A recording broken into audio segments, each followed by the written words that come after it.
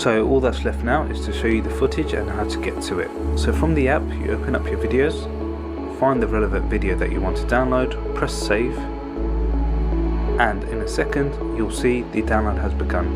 So this can vary depending on the size of the file, but usually it's around a few minutes for it to download. So what we've done first is download the front footage to give you a bit of an idea around the quality, and this is during the daytime. And then the second clip will be the same front camera at night time. So you can see in broad daylight, it's really good quality. Wasn't really expecting this, to be honest. It's like razor sharp, really good contrast.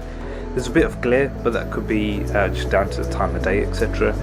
But this gives you a quick idea of how it looks on the motorway. You can see the signs are very easy to make out. Yeah, very good detail, especially in the oncoming traffic over on the right hand side as well. So yeah, good result on the front. Now let's take a look at the front camera at night time.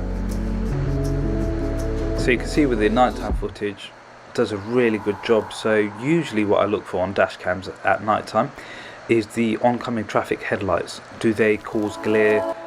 Do they temporarily blow out the footage? But you can see here, as we're driving, everything that had gone past previously did not affect the camera at all. The exposure, etc. was correct. So I'll show you just exactly what I mean here. See, it's absolutely fine. It's not blowing out at all. So really good footage, really good night time footage as well, I have to say. Overall, a very good dash cam.